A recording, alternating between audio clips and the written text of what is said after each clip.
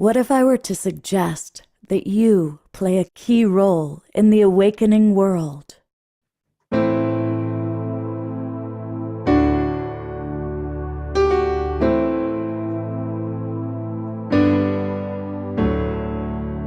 that you are watching this because you have heard the call.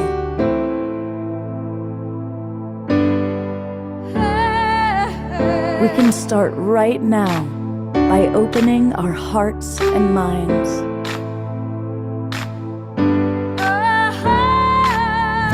Welcome to the awakening world.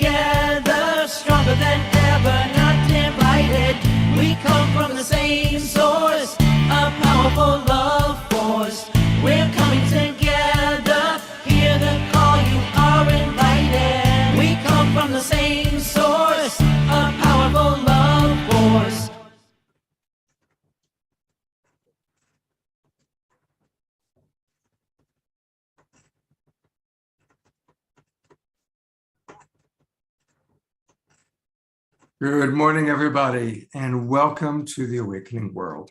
I am Love Coach Scott Katamas. I'm your host for the Awakening World, and I want to welcome everybody. It's a beautiful, beautiful thing that we truly are a global peace tribe. And today's show is really going to be a wonderful example of that. My dear friend Zasha, who I have such respect for, is my co-host, and she has brought together people from all over the world that she's working with. And also a new friend of ours, Allison, is with us. And so we're going to hear from really the next generation. I can say that. I'm 67. And so all the people here that you're going to be hearing today, they're definitely the next generation of wisdom keepers, of luminaries, of activists that are really dedicated to creating an awakening world. And so get ready, everybody. It's going to be a beautiful, beautiful show. And as always, our beloved brother Omar Shah is with us. He's got wonderful musical numbers he's going to play. This is Allison, who I just met, and this is John Raymer's daughter. And we always thank John and Summer Raymer. They put us out on the Sign Network to as many as 175 groups and pages on Facebook. So thank you, John and Summer. And thank you for John for bringing this amazing woman into the world. Witness all of you hear about the work she's doing. And then we've got people from all over the world, and you're going to be meeting them soon. Now, I want to invite those of you who are watching on the different Facebook groups and pages, or on some of our broadcast partners or our YouTube channels, come on into the Zoom room. In fact, come and join the Global Peace Tribe. We're a wonderful group of people from all over the world, all dedicated to awakening, recognizing that our planet is awakening. We are all individually awakening. And so please come and join us. And it's really easy to do that. Just go to globalpeacetribe.com, globalpeacetribe.com. You can learn all about us and our shows and what we do, and then click register for the new season. That'll take you to our registration page.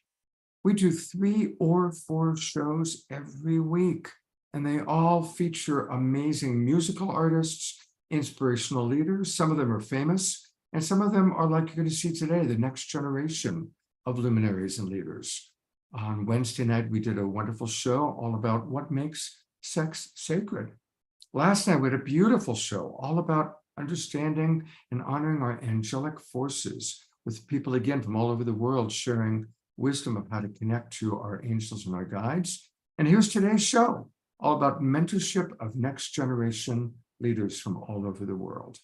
So come and join us. When you join, you're going to get the links that bring you into the Zoom room for all of our shows. And again, we do 3 or 4 every week, and that'll take you all the way through till the end of the June.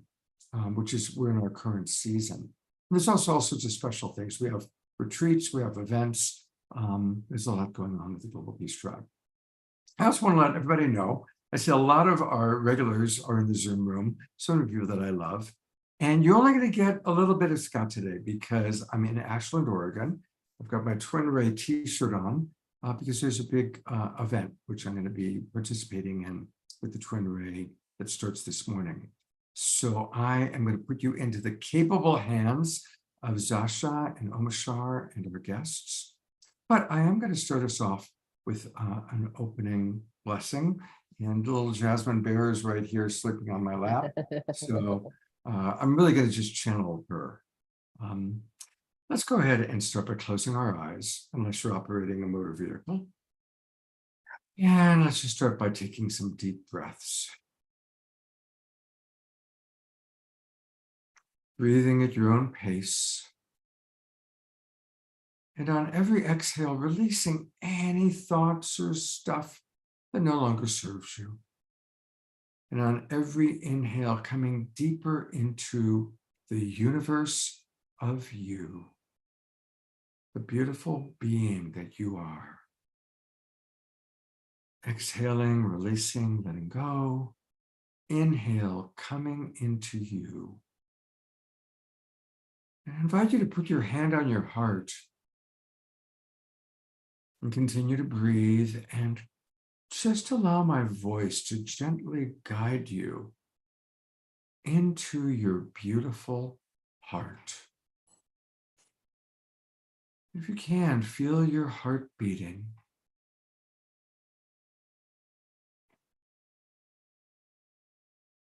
And how is your heart doing today? What emotions are inside of you? And a reminder that all emotions are welcome, whether they're comfortable or uncomfortable.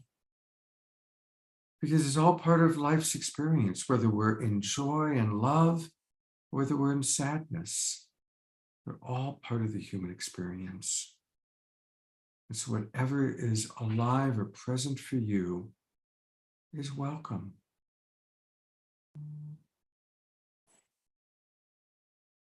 And as you tune into your heart, I invite you to think of something you're grateful for in your world. Something that is making life more wonderful for you.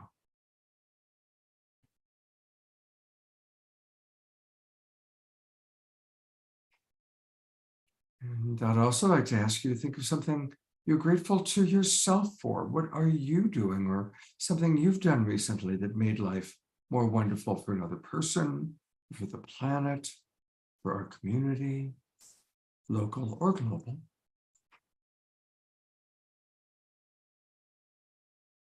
And let's stay in this state of gratitude as we meet these wonderful women that are really doing incredible things to change our world.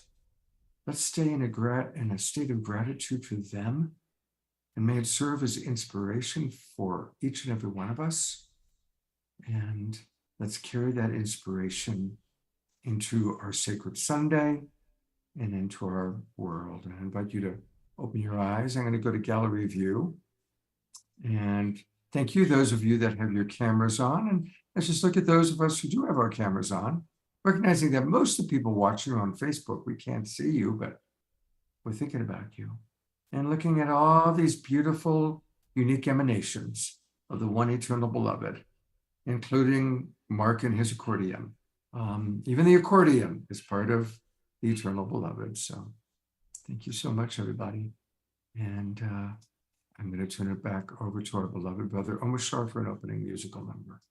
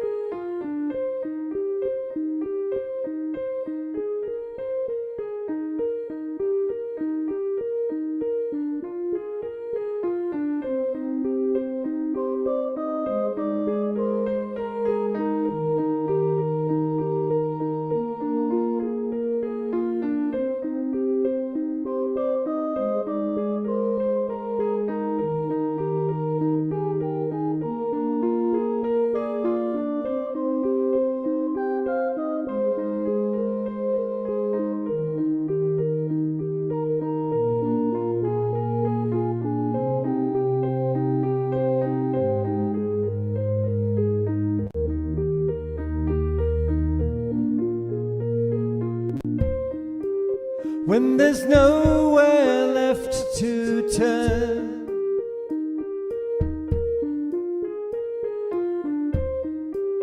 and you're feeling kind of low. Slow down,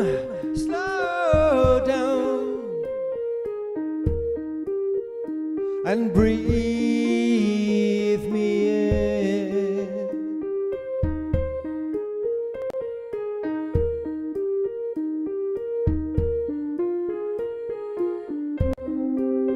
When the smile has left your face,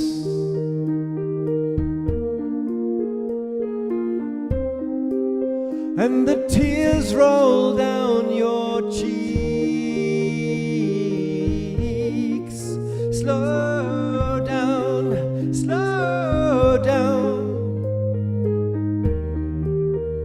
and breathe me in.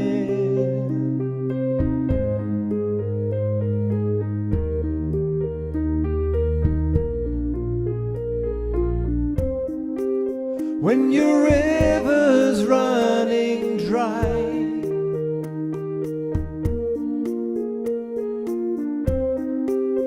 and you're driven to your knees, slow down,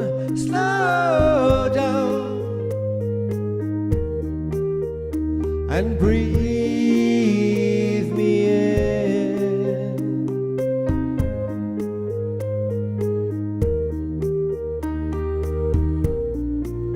I am watching you, waiting for you to let my love into that lonely life of yours.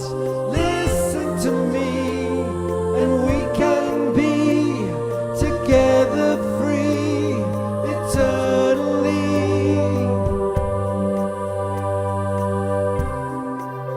La da da da da da.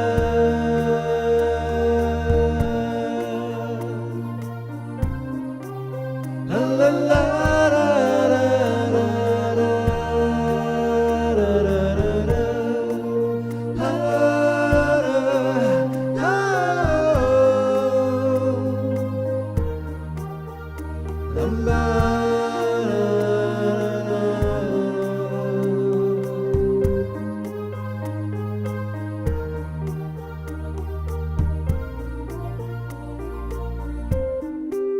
When you're feeling out of touch,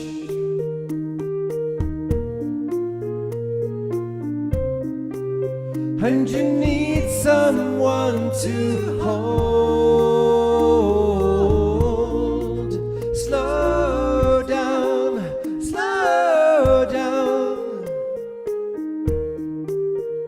and breathe me in.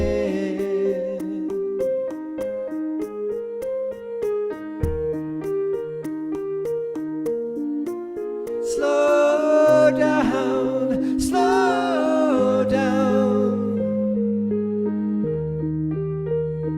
and breathe me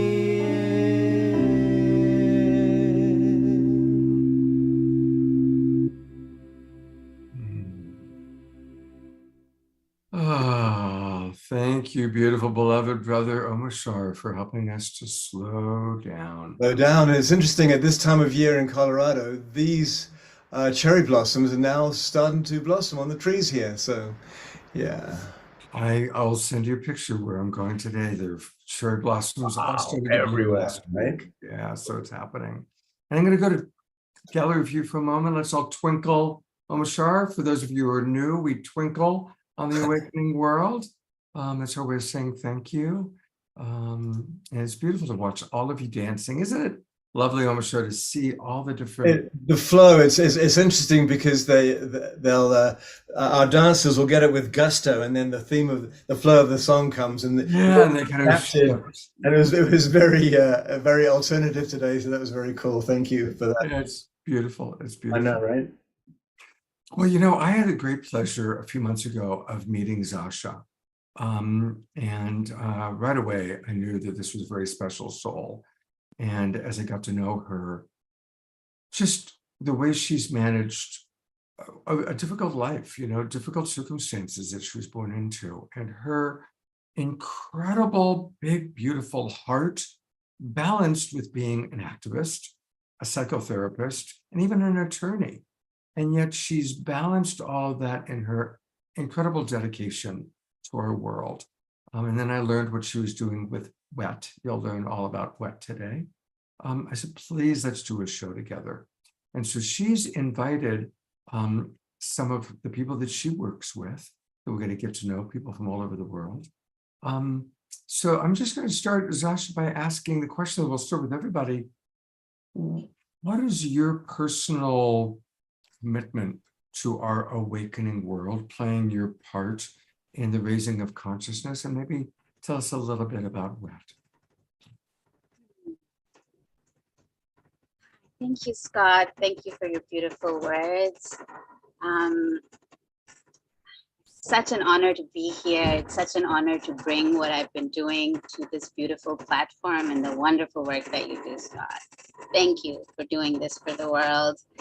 This is the time where we all find each other and we all connect with each other, support each other, and together as a network of fireblazers, trailblazers, love warriors, we transform the globe. And that is actually what WET is all about. It was born from a place of, I attended an ISTA training and I felt, after that, it was like, oh my God, there was this scream inside my being that these love transmissions of freedom, power, liberation, and I mean, words can't do justice to that training, but these transmissions are so needed in places like Pakistan, in places like Iran, Afghanistan, Syria, Latin America, Africa, all the places that are really struggling under systems of oppression, global disempowerment. And this is the way we free the world. And the world cannot transform if we leave most of it behind. The focus can't just remain on the areas that are really developed. We all go together.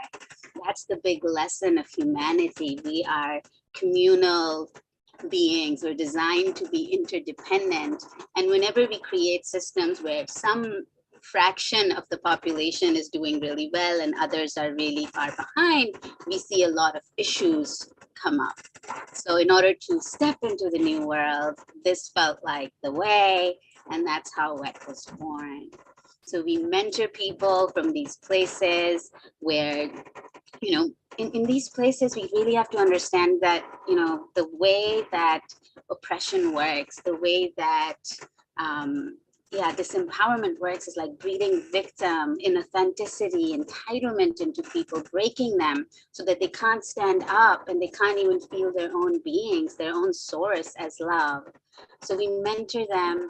They then go attend these magical trainings, they come back, they do a community empowerment project in their local community, seeding these transmissions.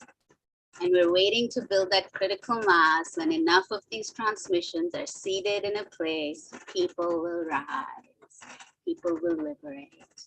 And that's our Activism 2.0, the Love Warrior Network that we're trying to build across the world.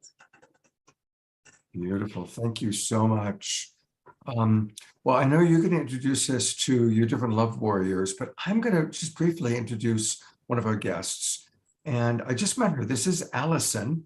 When I learned about the work that you're doing, Allison, being raised Jewish, and then realizing that what was taking place in Palestine was so inhumane that you chose to spend over a decade in Palestine in support of the local Palestinian people. And as a Jewish woman choosing to do that, honestly, I feel tears, because that to me is that is living your life in creating peace. And so welcome to the awakening world. Thank you so much for what you are doing in the world. And please tell our audience a little bit about your journey. Well, thank you. Well, I mean, first, I want to also acknowledge this journey as being the journey that has been fed by the waters on the lands of the people that the stolen lands that I have grown up on. So the Jawamish tribe and the Snohomish tribe in Seattle and in the Pacific Northwest. And then for 15 years in the land of the Palestinian people. And for now, I'm currently in the land of the Ohlone and Miwok tribes in the Bay Area. And I think that it wasn't only being Jewish, but also being Jewish and being American, understanding the war on terror and the impact that the war on terror was having, obviously, in the Middle East, but also the relationship between Israel and the United States, which is very significant. Israel is the largest recipient of U.S. military aid, largest or second largest. I can't remember now the latest stat on that, but we have a really deep relationship with and direct impact on supporting the occupation of Palestine as Americans. And then as a Jewish person and a young person, really looking for and trying to understand belonging in homeland as it relates to my ancestors who are both Eastern European and German ancestors who have been dispossessed many times in their life and have lived in diaspora for generations. What does it really mean to come home? Where do you really belong when you have that long history of being refugees, but also becoming settlers and being part of settler colonial projects in the United States and Canada and Australia as Jewish people, and also in Palestine. So returning home has really been such a false kind of pretense and such a story and a narrative that has been really told to us, and Judaism has been used as a part of that story for dominating other people. So learning and coming into awareness of that as something very different than the idea that this was my birthright, that I'm coming home to Israel. And I actually was a Zionist and also immigrated to Israel and was looking to be a part of a socialist project, which a continuation of the Eastern European lineage, really, and the ideas that we were developing there that led to pogroms, which were like small holocausts kind of, and then the Holocaust and really the destruction of our culture, our Yiddish culture, and a lot of our political and intellectual movements, which then were absorbed into settler colonial projects. So I'm really here at this time in the Jewish story and being really present to what it means to have had our story of victimhood become a story of oppression, and working with the Jewish community and how we not only intellectually and physically and materially deal with that, but also emotionally and spiritually. What a journey. And, I really appreciate your acknowledgement of both sides, that the Jewish history does include so much victim experience, but then to go from the oppressed to the oppressors. And I really appreciate your love of your people and your ability to see the bigger picture and to see beyond that. And again, that is what humanity needs, is to be able to see beyond our cultural indoctrination. And that's something that, both you and Zasha are doing such incredible work in. Huge love. And I'm going to be turning everything over to Zasha and to Omashar. I cannot wait to come back and watch this show tonight. I love each and every one of you that are watching this show, all of our Zoom members. Zasha, thank you so much. Go ahead and introduce your other friends that are with us. Thank you, Scott. You will be missed. What a beautiful, beautiful message from you, Allison. I'm so looking forward to engaging more with you. And I honor your integrity of the soul that you carry. Thank you. Thank you. Ooh.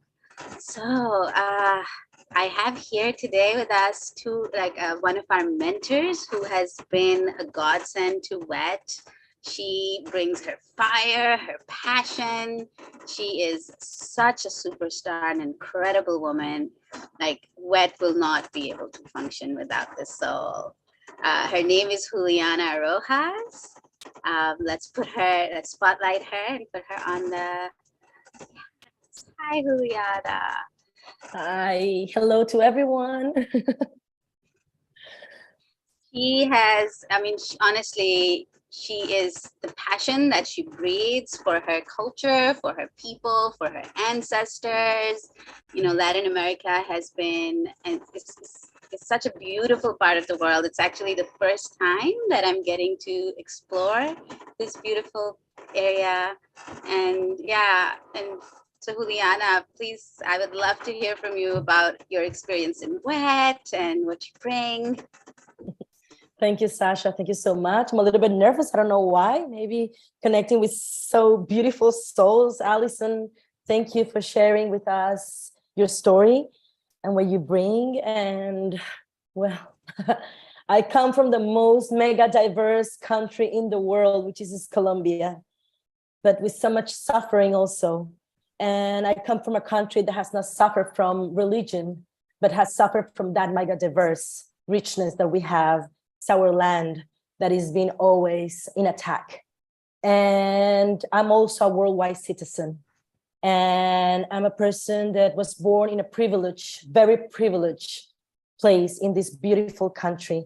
And I've been an activist, yes, in politics for a long time, but then I decided that it was through culture that we can change really people in a cultural country as Colombia, where music and arts are really the core of our country. And I really believe that we are going to be the future of the world because that we are diversity.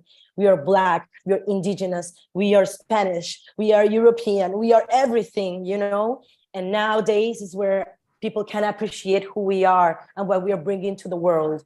That is not only about culture and diversity, but also about music and the way of how we express and how we feel life. And that's why I always says, and I think my bio is there, that first of all, I'm Caribbean. And I said that because it's a state of the soul for me, being Caribbean, as being Mediterranean, as being from the Andes. The Caribbean is a state of the soul. And from here, from this state of my soul, is that I share with all of you and with all the people that I know who I am. And I do believe with this question that Scott made at the first, and I think with WET, of course, what I'm doing, that I will get there. I think what I'm bringing to this world, to this new awakening world, is to be myself. And it's been a long, long, long journey because I was born remembering who I was in a world, in a privileged place where everyone told me what I needed to be: a lawyer, maybe a president, maybe a minister, oh, blah, blah, blah, blah. And I just wanted to be me. I just wanted to express all what I am. And I'm a multi-passionate person, that I don't want to be just in one box saying I'm a lawyer, or I am an activist, or I am this. I am so many things. And that's what I came to this world. And from my braveness, because I have to say that I've been very brave to explore each of one of those things. So I've been an actress, I've been a musician, I've been a producer, I've been in everything of what I loved, of what I wanted to explore of myself, and things are still coming through. So now in this moment of my life, I'm a mentor in WET? In the Empowerment World Trust. And what I found here with Sasha and with all the team that we have here is to be able to show my fire, to show everything that I am with all the complexity that it can be, and be embraced and be celebrated. And in that same way, to celebrate others coming from other cultures, from other backgrounds, similar some, I think, which more similar things than difference, of course. That's what I found in this beautiful journey with Wet. All the similarities that we have. It doesn't matter where you were born, what difficulties you may have. At the end, we are all scared by the same things, that those same fears are trying to get us. We are all full of hopes, full of different ways to see the world, but we all want to be loved, and we all want to be part of something, and we all want our lives to be meaningful. And yeah, I don't know if I'm going too much out of the questions of what I was supposed to say, but this is me and this is Wet. Yeah. Thank you, Juliana. I have so many chills and goosebumps from what you've shared. You're here to be you. And as a part of you being you, the whole world is benefiting. Isn't that just epic? And that is the new world, where we're being the change we seek. Yes. So we try to do in Wet. And Juliana has mentored so many beautiful souls from so many different countries. And actually one of her mentees is here with us today. And Yes. she is an incredible being. And I mean, I'm gonna let Juliana introduce her in more depth. But she is such a superstar, coming from a very conservative Christian country, Ecuador, and breaking her shackles and stepping into her power. Yes, Juliana, I'll let you introduce her more deeply as her mentor. Yes. Thank you. Yes, I want to introduce to Margarita. Ma, I think she's there as Ma, maybe to put her also on the spotlight. Margarita Pareja, thank you so much for being here to accept this invitation from Wet. And Margarita is from Ecuador. She's a psychologist. She's a life and coach couple coach. She also is a primal dancer, and she's so many things, more than only this, that she will tell all of you. And I invited her to be here because I really appreciate what she did with her project. Because yes, we are here to support people that are leaders already. Some of them wants to become leaders, but also what I was saying, I'm here to be me. And that's one of the things that I ask my mentees is to make a project that impact first them, that something can change in them so they can show the others a little bit of that journey so they can come and walk with her. And she did a beautiful project that she will tell you about. So we'll leave you with Margarita. Wow. Yeah, I'm touched by your words, Juliana. And first of all, grateful for the mentoring. It was beautiful to be mentored by you, and what Sasha was saying about you, about this woman of fire and passion and authenticity. Like, I experienced that, and that was also the gift that she had for me to move through. And I'll explain that a little bit. But before that, like, touching base also with something Allison was talking about, and we're all interconnected, and the synchronicities are always occurring. And my journey starts very similar to what she was talking about. And my first master's degree was in peace and conflict resolution, because I wanted to illuminate the darkness with the light.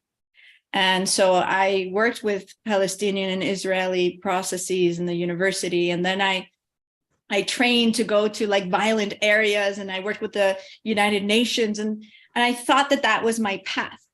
And it was about peace and it was about conflict. But then I realized that my real passion was about identifying the conflict from within, and what is not resolved within us that is not bringing us peace.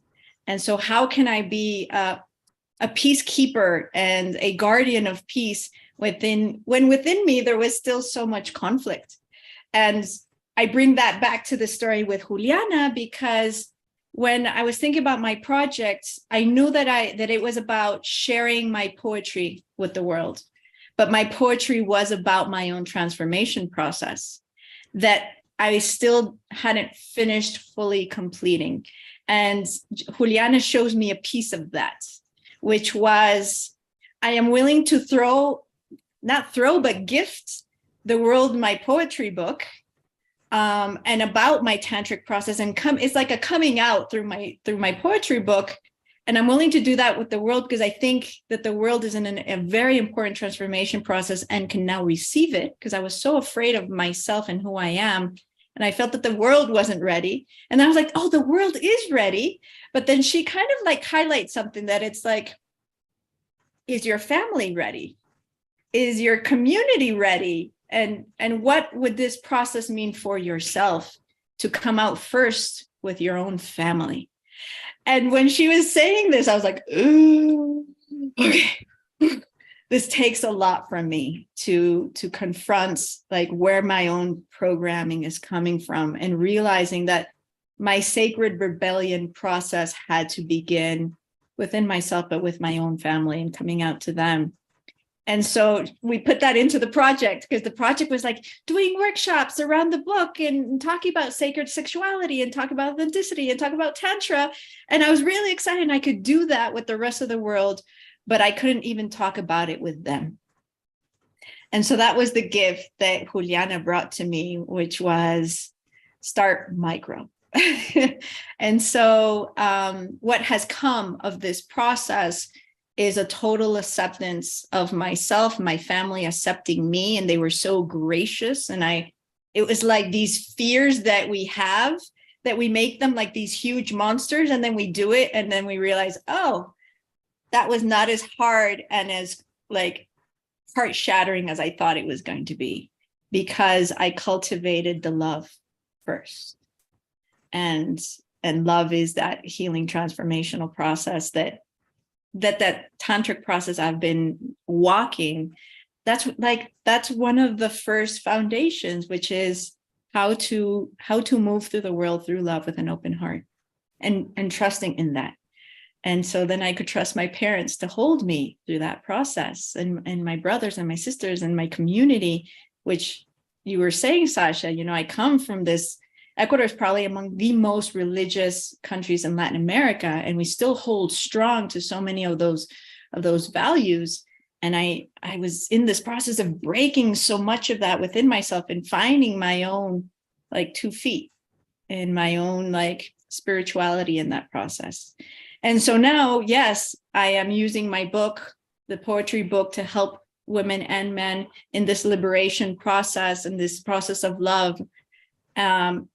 And I'm using my book for that, but much more stable within myself. So I offer silent tantric retreats and help couples, but a lot more coherent within myself and a lot more liberated with my conflicts. That's like the way I can summarize it. Wow. Like, thank you, Margarita. What a beautiful story. And I can see those same threads, like the humanitarian work where you started and then going within, that is so resonant with my own journey as well. And so many journeys where we first kind of focus on the outside, and then we realize we first have to come here. And through this work, the light that we bring can then transform so many in such a deep way. Thank you for what you do and bring. Now I think it's time to introduce our other mentee that is here. She's going with Hita Devi. She is a Persian freedom fighter. She's a blue lotus that is emerging from the mud. And what a fiery soul. Like, she has emerged from conservative Iran, and she has been, the torch bearer in a way for women. Like, she will tell you about her project that she's done with us. What a soul. Hita, please introduce yourself. I can't possibly do you justice. Hello. I'm so grateful to be here. I go around with name Hita Devi, although I have many others, but you can call me by that. And I'm so honored to be here. This is the first time a beautiful organization asked me to be here. I want to celebrate that, because a year ago when I started my journey with Red, I was so deeply victimized, and like, I know I had the power, but all my attempt to reclaim it just failed. And I was like, really, no, not me. And I wanted to hide all this beauty. So I'm glad that it didn't happen that way. And I get to shine which is I am here for. So I'm from Iran, and at the moment I do women empowerment work for the last 3 years or so. I come with the background of, I guess, an American way of putting it is domestic violation. I had a violent father who used to beat us for breakfast, lunch, and dinner. And very soon in my early 60s, I realized that I have got this voice for a reason, and I can help others who don't know how to bring their voice to speak out loud their truth. And I start with my mom. So she's my first mentee. And then it just keep evolving in the coming years. And with WET, my gratitude, it doesn't really come in a few words. I am going to be in a field of WET and serve as a mentor soon myself. I want to also celebrate that level up from mentee to mentor. And the work you guys are doing over there is amazing. Like, I don't know how to put it, but those mentor over there, they have such a laser eye that they can see through the mud and see the lotus before it's there, where only the flower stamp is there. They can know and help the person to find out if it's a blue or a purple lotus. So every time I had 5 projects with WET, 6, 5. I don't know, it's getting out of hand now, since they are really supporting me and giving me the inspiration to go and support my community, which they are very grateful for. And the number of those women that I get to help are also getting more than 100. So I'm not going to count it. From next year, I'm just going to say hundreds to them. And they're women from all over Iran. And these mentors in WET, Juliana is one of them, and my other great mentor that see the flower bud before it blooms, and every time they just not really pushing me to the edge, but like gently guiding me through the edge every time. And I realized that if every time I can take a small step, the ripple effect of that transformation in me and in reclamation of my power is a key. So I can every time a step bigger and have my arms more wide open for, instead of 50 women, hundreds of them. And then also practicing with them every time. So I guide Iranian women for liberation, which I didn't had one when I was growing up. I remind them of the power, because mostly we have this issue in Iran, feeling powerless, which is very normal. If every time someone want to express themselves and get suppression, guess what? It's not going to bloom after a while. So I am also learning to help other lotuses in the mud to bloom with me. And yeah, my life is too many ups and downs. I think the blooming blue lotus is a good definition to drop it to essence. And I'm so grateful for those laser eyes in WET that can see through me and still support me after all. I teach liberation. I don't know how to put it, to also keep it confidential and just speak about it. I teach liberation to Iranian women, and I teach them way of expressing themselves in any shape or form that they're comfortable, and slightly guiding to the edge. And yeah, I'm grateful for knowing you guys. Without WET, I would be dead perhaps by now, because I was really in a suicidal mood, like, oh, this life is really boring. Did I really sign up for this? But now I know I signed up for this, and I got tools and allies that I can move in this path with. And the feelings of being part of something, the longing, you know, I felt my power when I was 16 years old, but then also reclaiming that power, and my ego get really entangled as I was a teenager and want to find myself and my expression. But now in the age of 32, I get to separate the part of me that is my ego dancing, or the part of me that is really in devotion and service. And being able to differentiate that is a good one. And yeah, that's it.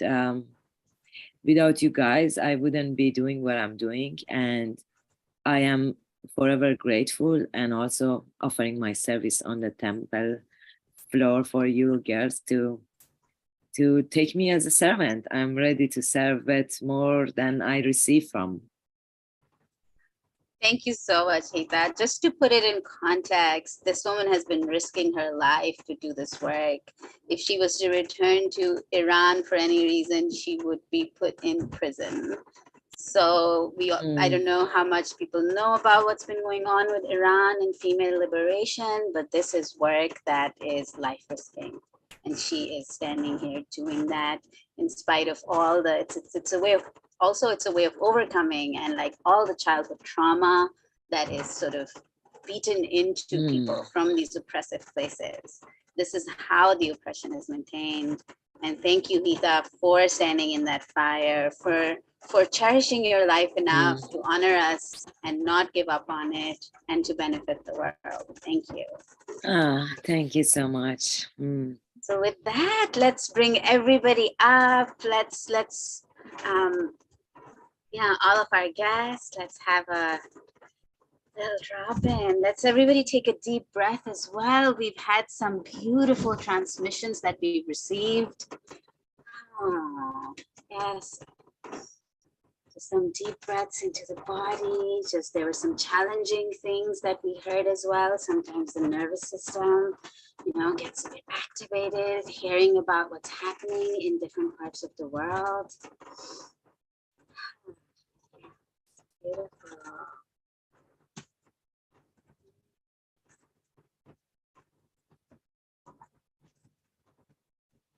Allison, I would love to touch in with you. Your soul that is already also vibrating with us in our way as well. I mean, I'm so grateful that Scott found you and had the wisdom to bring you into this program with us.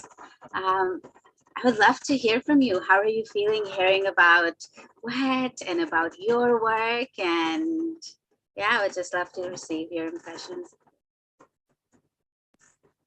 Sure. Thank you. Thank you so much for what's been shared here.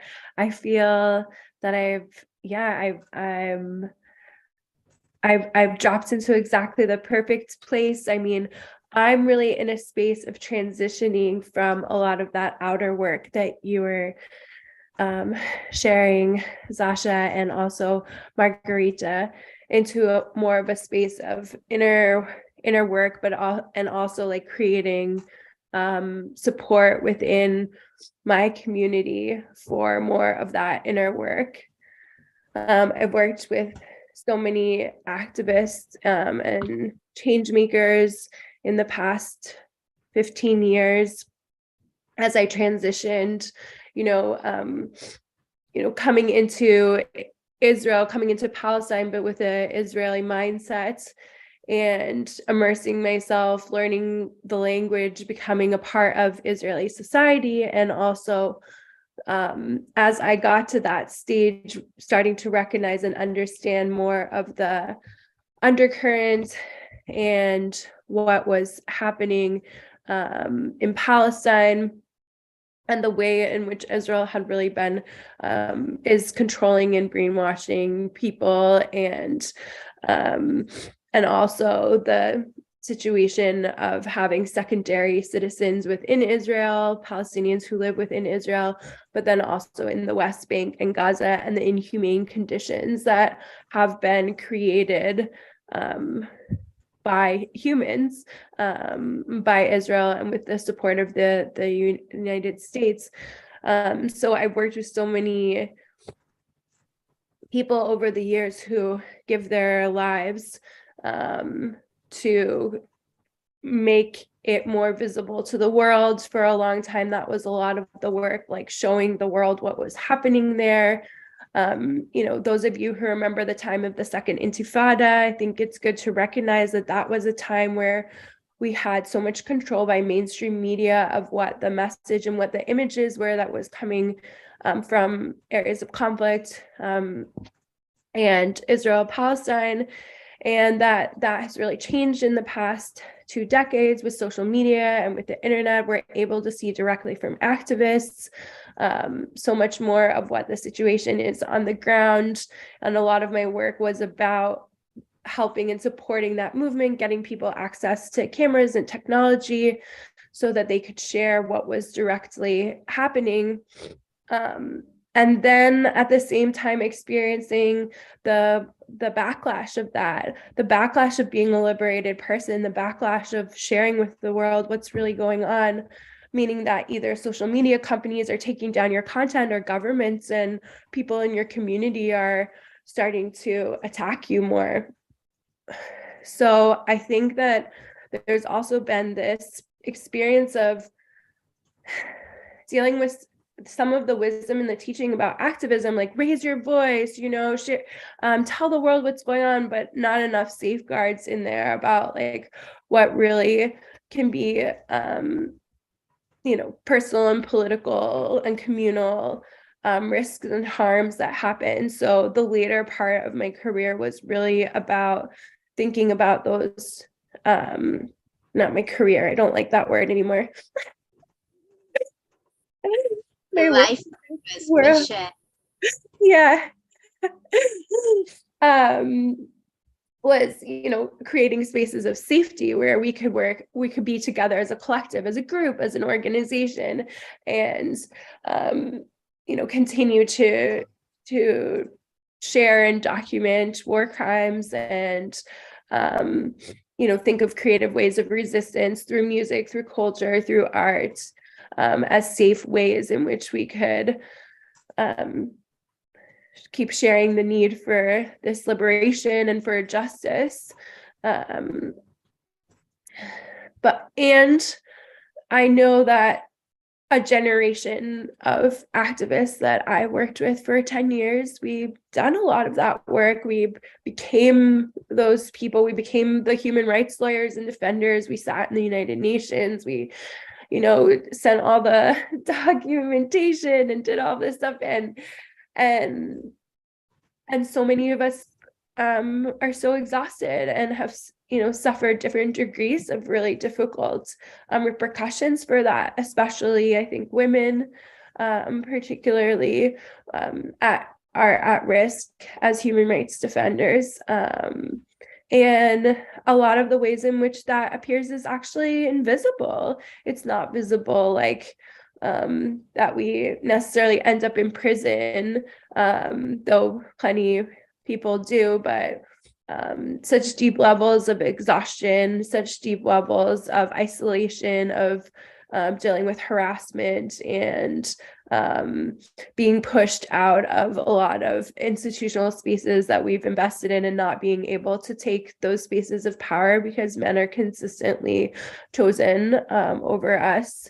I think has really led a lot of people that I have worked with to really step back and think about the different ways that we need to be doing this work.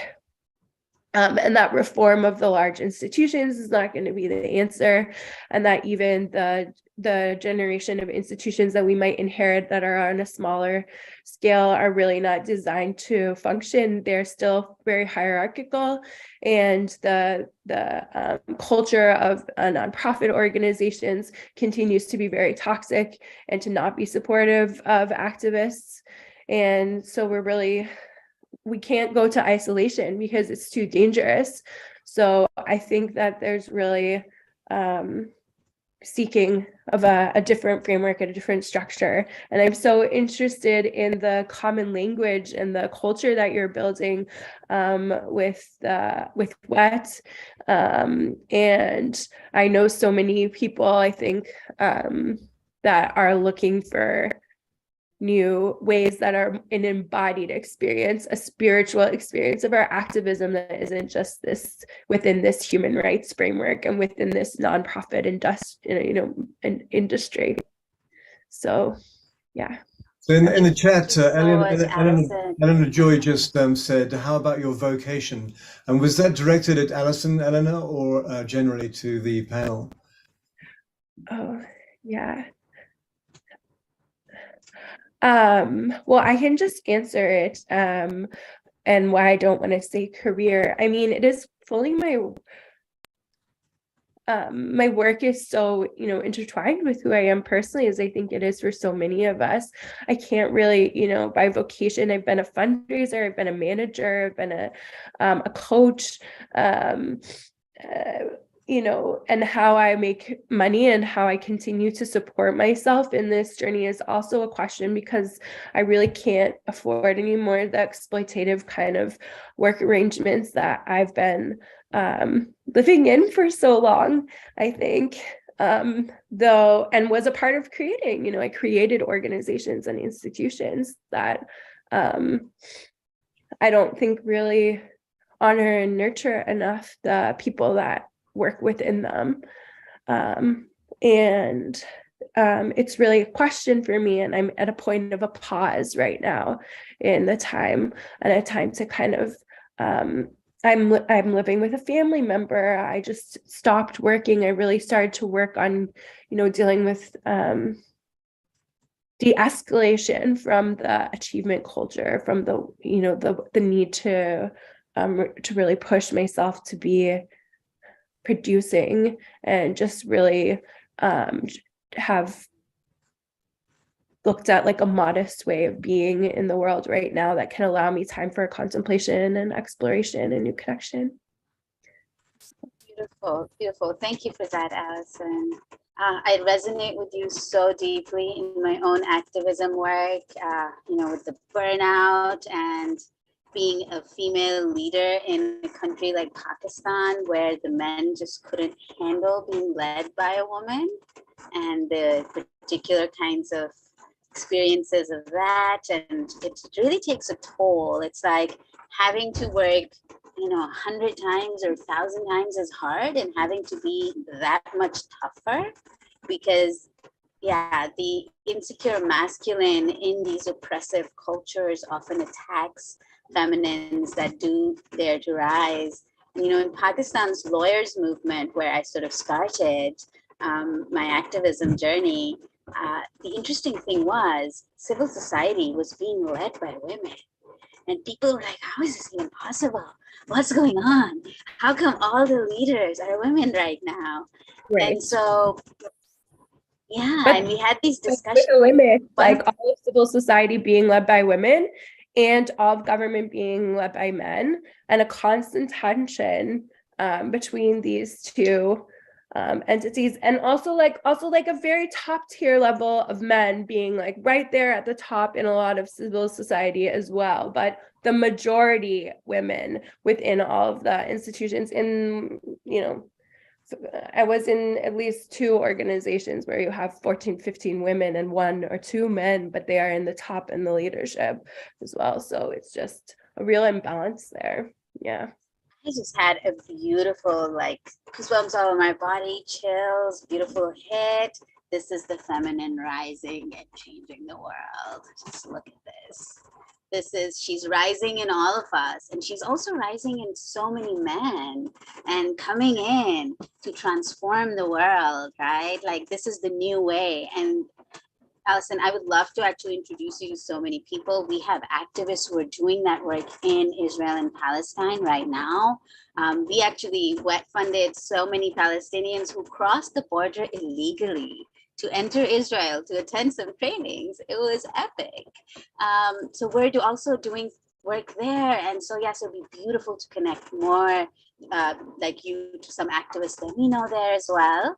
And yes, and let's look to, nourishing the activists, like making sure that they don't burn out, right? I mean, I've seen so many activists risk their lives and lose their lives, and such a loss for the world. And so finding safe ways of working that are sustainable, that nourish ourselves, our bodies, as we do this work are so essential, so essential.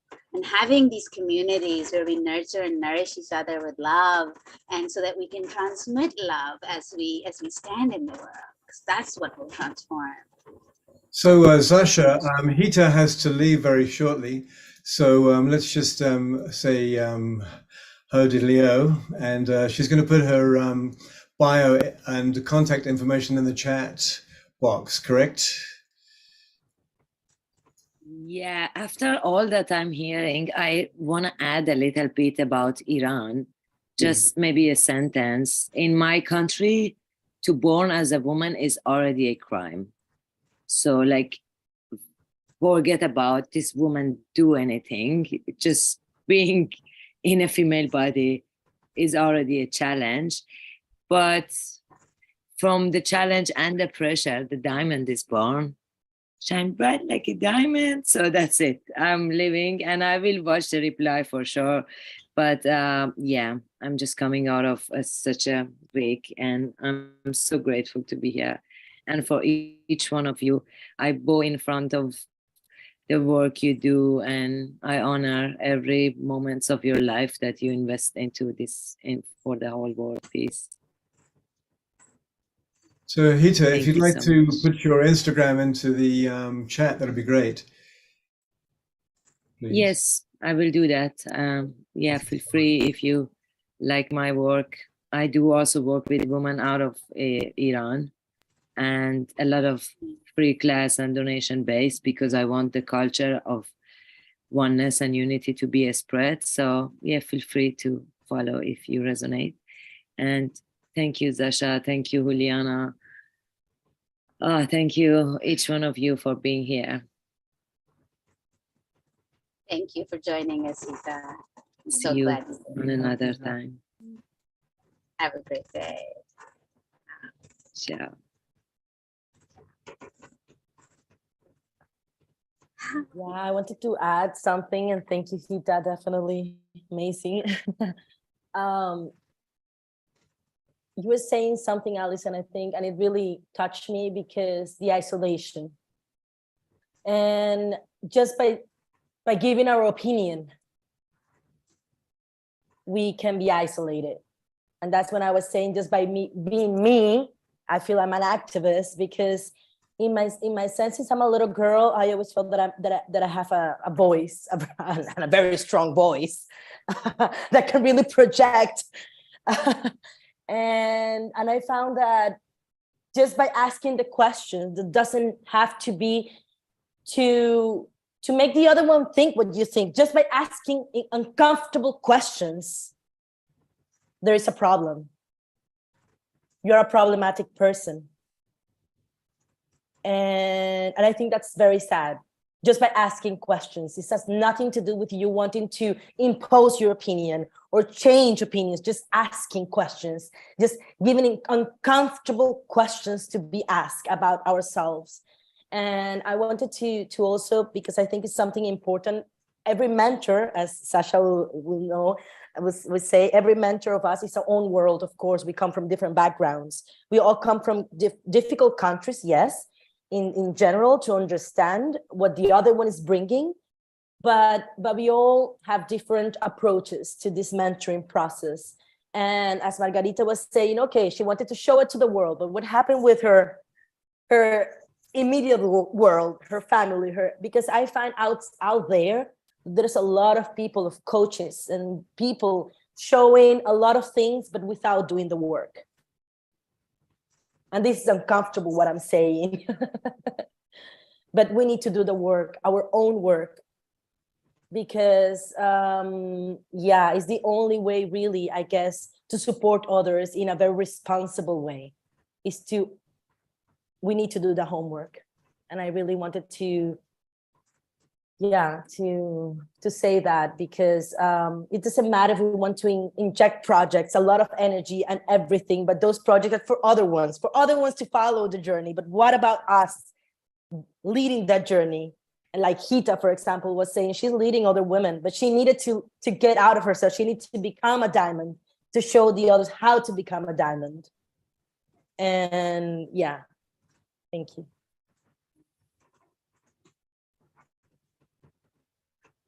I just want to say, Beautiful sharing.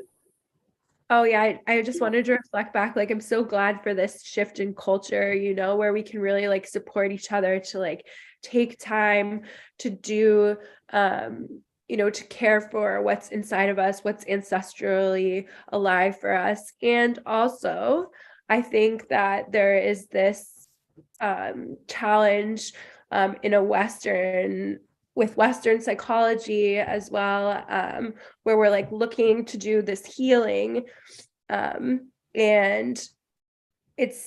thinking that it's isolated from other people, and thinking that it's something that we do for ourselves, or that we do alone with service providers. But I really think that breaking out of that frame is also really important to recognize, and that so much of this is done in community. And it's so clear from just the connections that you're establishing with WET and with ISTA, you know, how powerful, like Hita said, it is like to be in this training, you know, just how transformative it is. And I really don't think, I mean, I've been wary somewhat of some of these like intense, you know, spiritual experiences that people talk about having when they're in community for several weeks or something. And I've been working with a therapist for years and years, but I really do think that there's something about the collective, and that the healing that can happen on the collective level that doesn't just happen individually really is so powerful. And the establishment of these relationships that then enable you to continue to live a life connected to that community. And even though I see that you all are more isolated now probably than you were in your times of training, or when you have these like close in-person experiences together, but that you maintain some of that culture, and you're carrying it with you, and that it is spreading and it is rising and being shared. So I see so much how that inner work is connected now. And I think that was also took me time to realize, you know, as an activist, that this is not selfishness, and this isn't, you know, this is actually for all of us. And I'm much more likely to be able to serve when I can serve myself as well. Daisaku Ikeda, a Japanese philosopher, he said that the revolution of this century was going to be the revolution of the individual. But why? Because the collective is the summary of a lot of individuals. So if we don't make it the revolution of our individuality, it's not possible to create a healthy collective. And that's Daisaku Ikeda. That's wonderful. We can only connect with others through the self, not through sacrificing the self. That does not lead to connection. And Margarita, I'd love to hear from you. You have been on this journey from that outside to in, and with your family and the inner work. Yeah, I would love to hear your experiences around this.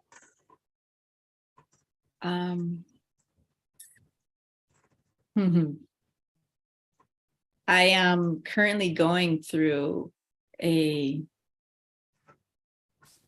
year and a half for me has been so profound. I thought that all the work that I had, the inner work that I've been doing for, I don't know, 15 years, I thought that was the hard work. And that was actually preparing me for now, the hard work that I'm doing now, because it is all coming together.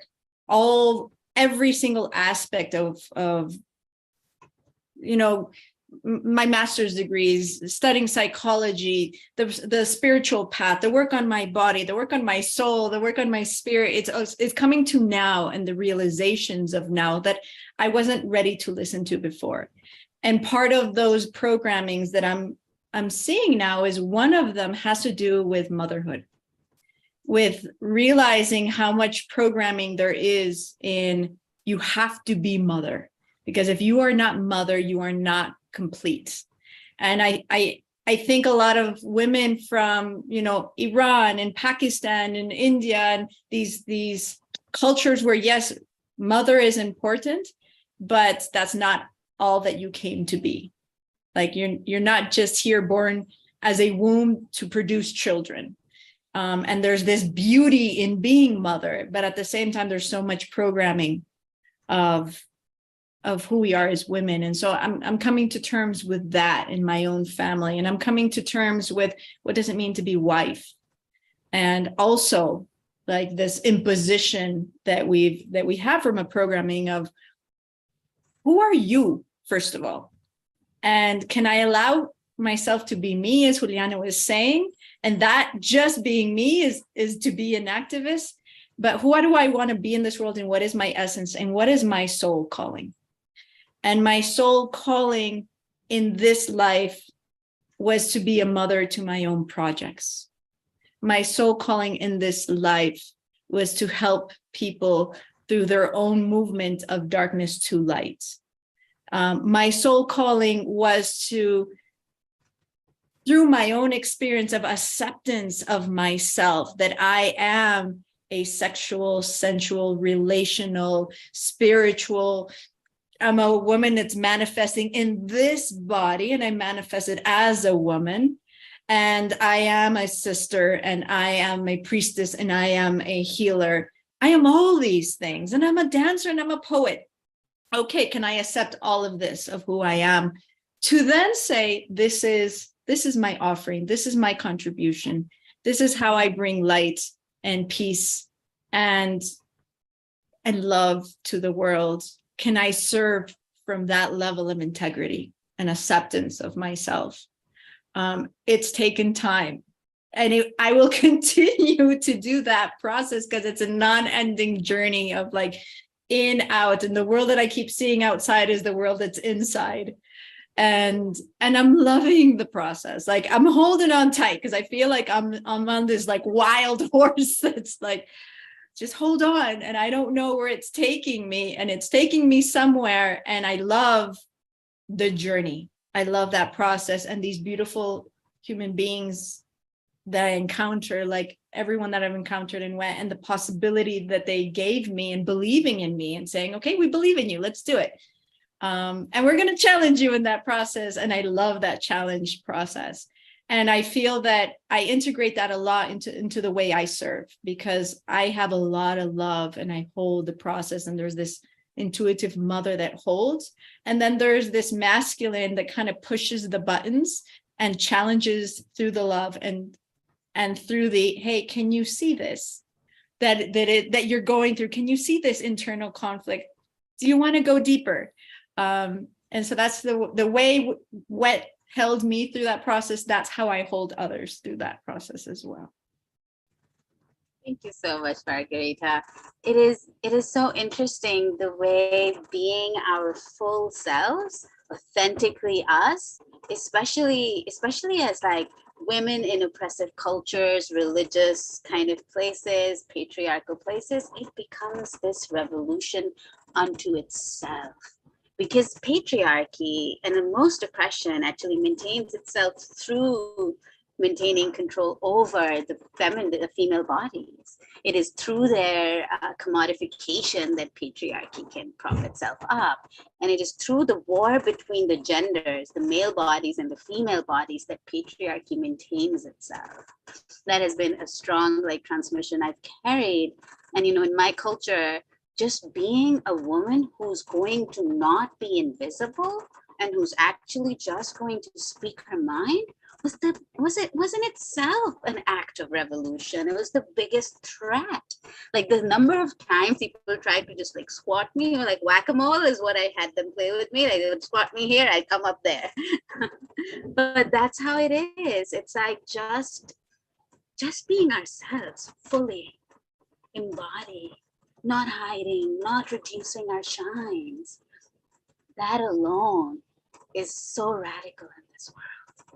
And it connects us to each other in an authentic way that, you know, hasn't existed. I mean, I grew up resenting my womb because the idea of motherhood as enslavement really existed in my culture. Like I saw like, oh, once you have a child, now you're a slave to the family, to the husband, now to the interest of the child, you can't go out, you can't do anything. And I grew up resenting my home for like being my ultimate enslavement. And then as I unshackled that, now my womb can be my source of power. It's like this is for us as female bodies, this liberation, and then how it serves the men, because patriarchy also oppresses men. I mean, patriarchy is actually main target, in my personal opinion, is men, because they need the men for the armies, right? And the corporations and the governments. And so how do you enslave men? Through using, through commodifying women. We are basically exchanged as commodities in the slave trade of men, and men are the target slaves. That's how I see the system. Wow. And so through this liberation, us refusing to be commodities, we're also setting the men free. I mean, I see the impact on my own brother and my family. Yeah. It's a process that in many ways is so painful, because it's easy as an activist to look at, oh, they are the patriarchy and they're the system. But what happens when it's within your own family and it's with your own husband who you feel you truly love? So in my case, part of my process was accepting that even though my husband loves me profoundly, my own liberation is a threat to him. And how difficult that was for me to break with that even if this is painful for him because it's a threat, because he's part of an unconscious process of accepting a system, he loves me, and at the same time he can't hold my light. And to recognize that and to let go even of that love, because if I don't, then I am still enabling a patriarchic system. That was the most painful process I had to go through, and I'm still in the mourning process of this. Is, if you really want to be true to yourself, you need to look at all the ways that you are connected to this system that appears to be from love. And it turns out that that's hiding behind that love is hiding the fear of the feminine power. Ugh. And that takes courage, and you've talked about it. We've all talked about the courage that it takes to really be free. Yeah. And the courage that it takes to ask ourselves, what is our part in this system? Because also as women, we are the mothers of these men. And I think that's a part that we are not seeing that much, because we don't want to see in our own shadows. And yes, it is important to see what is our part in everything of what we are living. Yeah, and I would love for us to shift that frame as a world now, from like, oh, this is men versus women, to like, hey, we are all enslaved by this system that is patriarchy. Yeah. We all want to be free. We're all equally, well, not equally, but we're all oppressed to some extent or the other, depending on our gender, on our location in this world, through our religions. Many variables play a role in this. But we are all oppressed under this system. And this system only benefits the 1%, and not the rest of us. Yes. And so as we recognize that and join forces together to free ourselves, it is in community. And bringing community through music is a beauty. So Ovashar, we will go to you for our little song, after which we will. Zasha, you're the consummate segue. Thank you very much. You're brilliant. But Margarita, what you just said about in a general situation, the fear from your partner of you waking up. And when it really boils down to is the fear of the feminine waking up in myself. Because all my life I've been surrounded by women always, like in all the events I've done, there's 80 or 90% women, and I've never realized. But what it's done, I've been a protector of the mother always, but now it's my time to allow the mother to come alive in myself. And holy smoke, it brings up all of these tendrils of fear that I did not know were hiding behind what we thought was what you were mentioning. And to realize that I'm just in as much the grip of patriarchy as we all are or were, because it's lessened, I think, already by at least 50% in the last decade. And so we're kind of free. We just have to keep on the ball rolling, let's say. Anyway, I got too much to say, but that pressed such a major place in me, and I'm so grateful because it's just recognition of not to be afraid of the feminine. You don't have to do anything; just surrender and let it blast all the that which is not out of you, and ride through that. So here's a little song called "One Heart, One Mind, One Soul," and perhaps Sasha, you could highlight people as we go through it, and we can just put our hands on our hearts and breathing the center from where we all are, and honor the Divine Mother and the Divine Father within us, and thank you so much.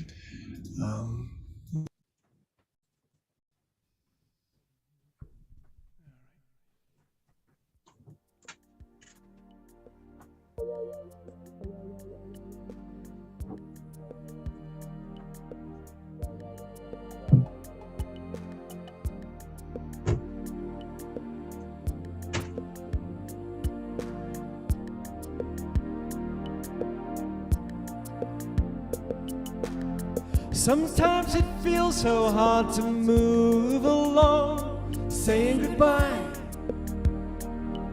to yesterday.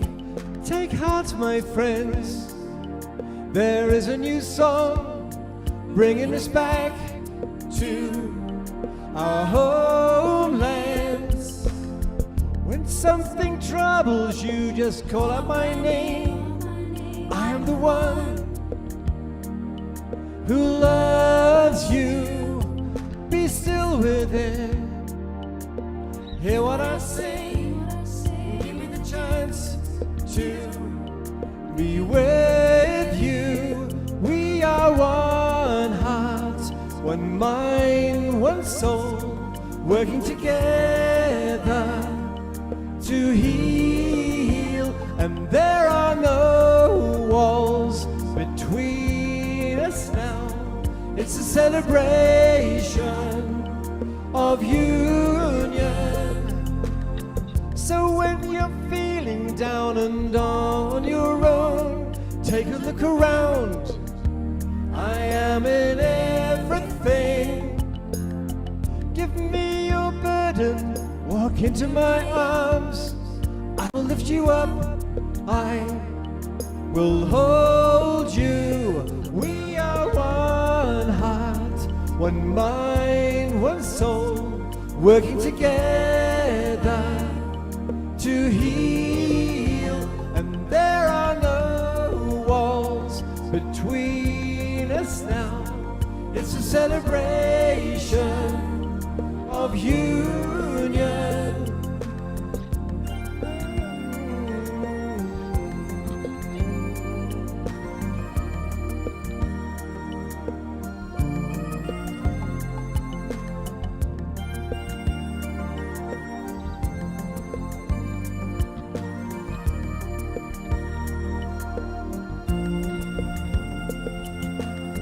We are the ones who hear the new voice calling us home to freedom.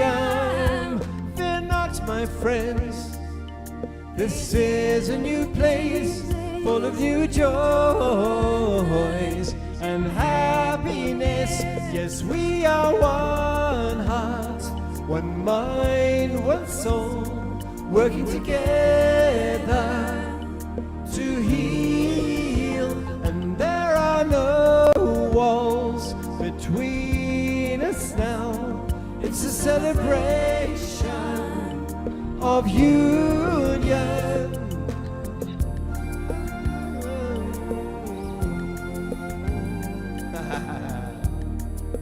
El Perro.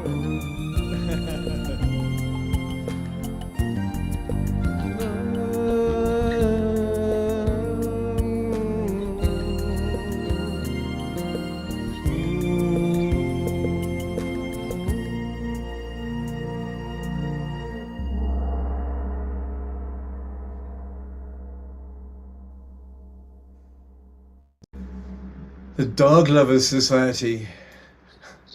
We just need Jasmine here, Scott's dog. I'm sure she's rocking somewhere.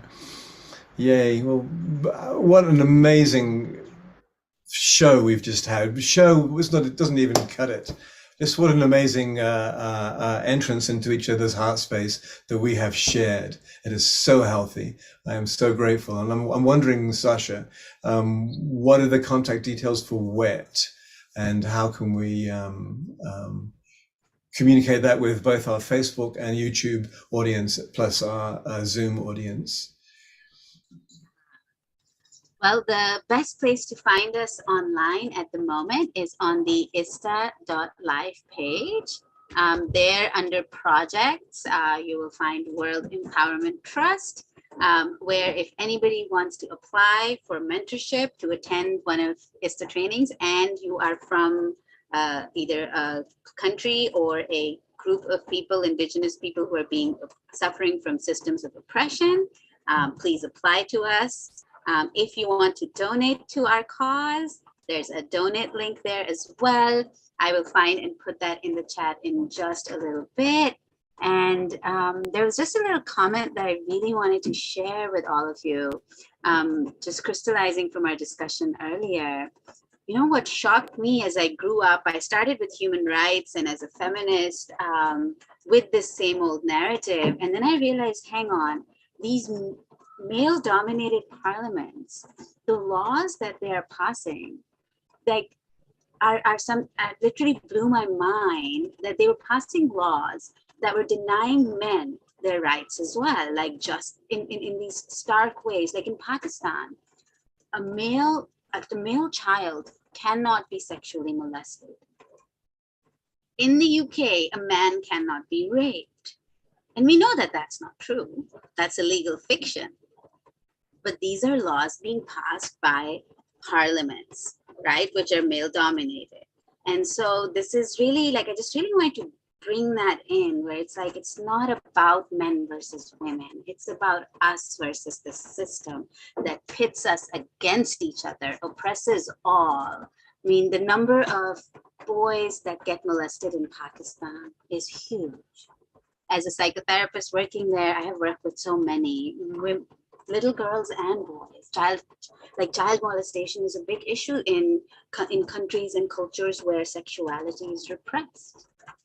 And this is kind of the original place where a lot of these gender woundings begins anyway.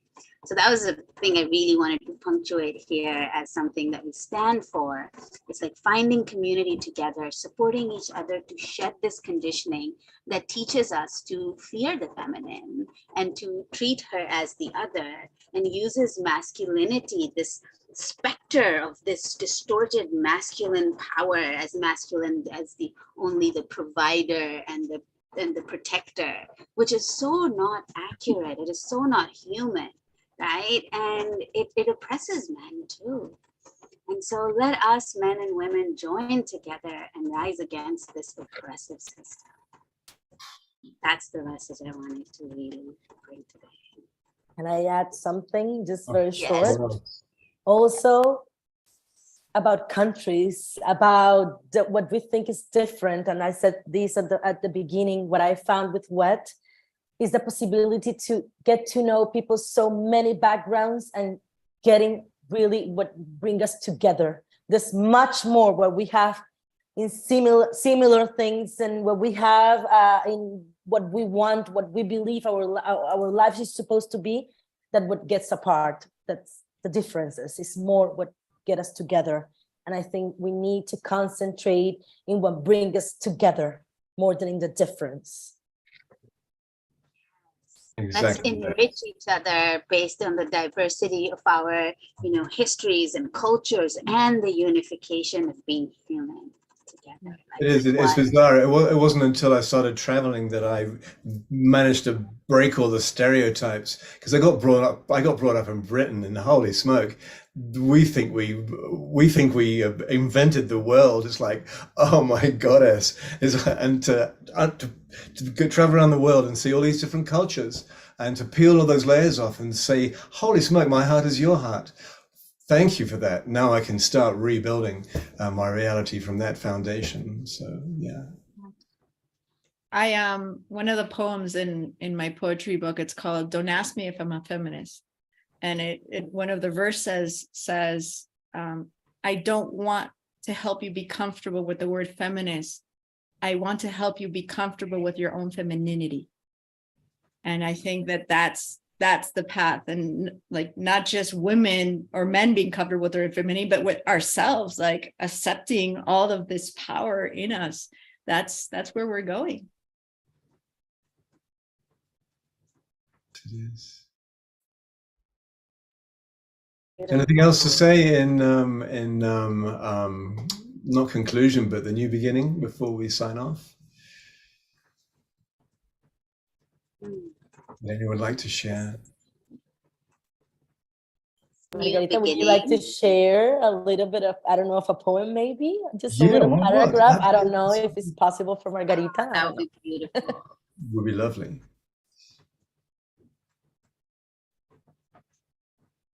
Ah, yay. You're muted, Margarita, so just for you to know. I'm sorry, I had turned it off. Yeah, let me try to find one really quick that is not that long. Just a paragraph, I don't know. Yeah, one that's really short. Okay.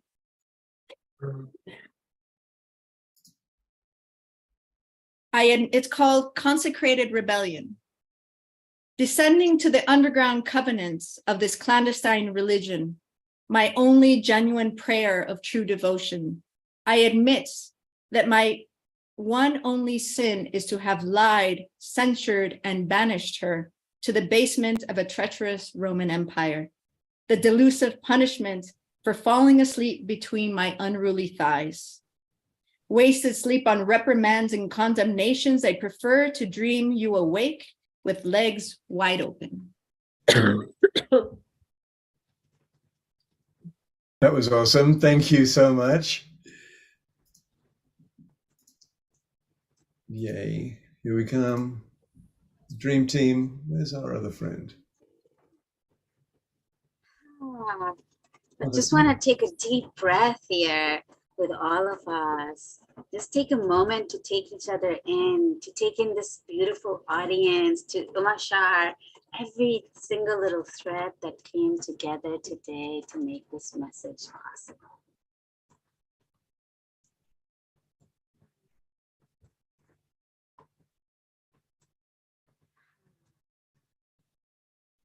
Feeling this new beginning, this new world that we're all here to create, landing this new earth together. What it feels like in our bodies, in our being. What will true freedom be like, where every single soul is vibrating its truth, has shed this gender shackles and can just be one with their essence, whichever way it flows. To shine our brightest together in community. Just feeling that and calling it in between us, with us, through us. This is what I personally wake up in the morning for. And so many of us.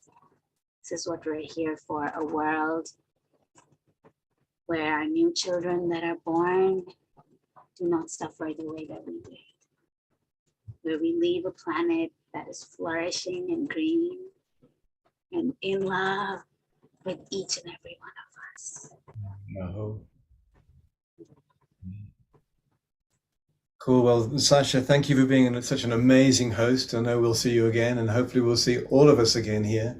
And namaste to Scott, who's with Twin Ray. Hope to see you Wednesday night, 6 p.m. for our next amazing installment of The Awakening World. Let's see what turns up. So see you later. Namaste. Goodbye. Love you all. See you, Juliana, Margarita, Alison, Sasha, and me. Bye.